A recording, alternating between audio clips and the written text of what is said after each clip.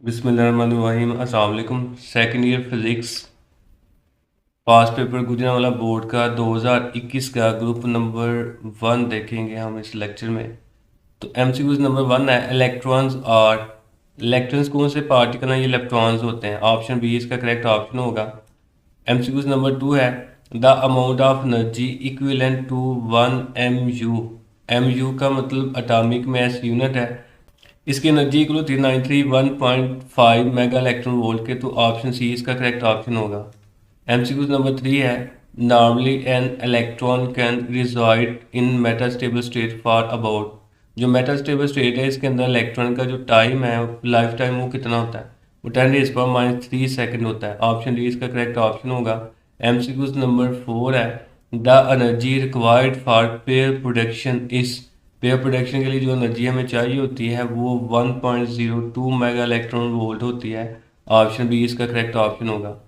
MCQ number 5 है Compton wavelength is.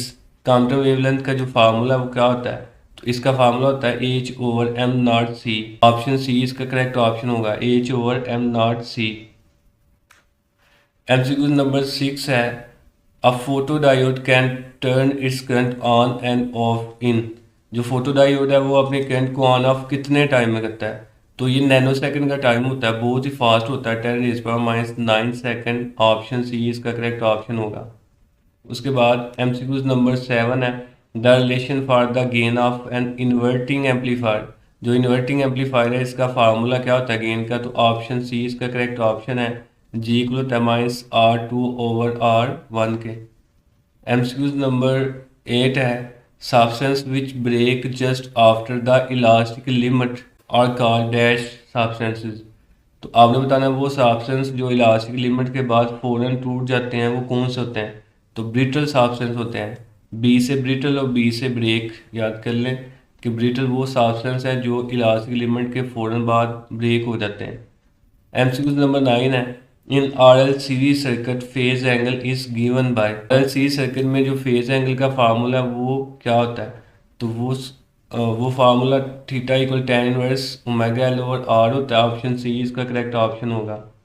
MCQ number 10 है the capacitance required to construct a resonance circuit of frequency 1000 kilohertz with an inductor of 5 millihenry. अब कहते हैं capacitance आप find करें जबकि inductance उसने दी हुई है इक्वल है 5 मिली हेनरी। मिली को हम 10⁻³ लिख लेंगे और रेजोनेंस फ्रीक्वेंसी उसने दी हुई है 1000 किलो हर्ट्ज। इसको हम लिख लेंगे 1000 इंटू 10⁻³ हर्ट्ज। तो ये फ्रीक्वेंसी इसने दी हुई है। फाइंड आपने क्या करना है? कैपेसिटेंस सी आपने फाइंड करना है। तो यहाँ पे जो फार्मूला हम यूज़ करेंगे रेजोनेंस फ्रीक्वेंसी का वो ये होगा R इक्वल 1/2πL/LC का स्क्वायर रूट। ये फार्मूला हम यूज़ करेंगे। फिर हमें सी चाहिए तो सी जो है ना वो जज़र की कैद में है, तो हम दोनों तरफ क्या करेंगे स्क्वायर लेंगे ताकि सी को आज़ाद करवाएं। तो ये बन जाएगा FR का स्क्वायर 1/4π² इंटू LC। हमें चाहिए सी।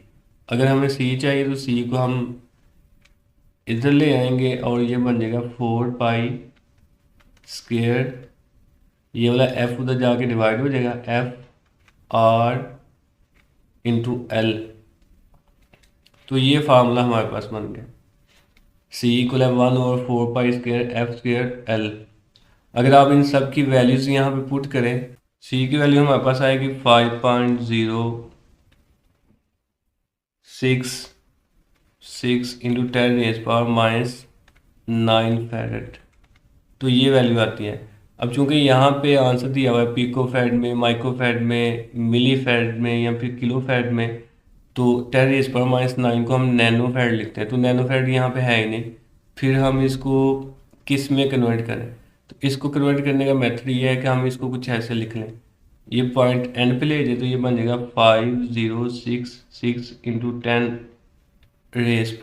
अब चूंकि ये पॉइंट एंड पे गया तो ये 10⁻³ और आगे 10⁻⁹ और ये फैरेड आ जाएगा। तो ये 5066 10⁻³ और 10⁻⁹ ये बन जाएगा 10⁻12 फैरेड। कैपेसिटेंस हमारे पास आ गई है 5066 इंटू 10⁻12 फैरेड।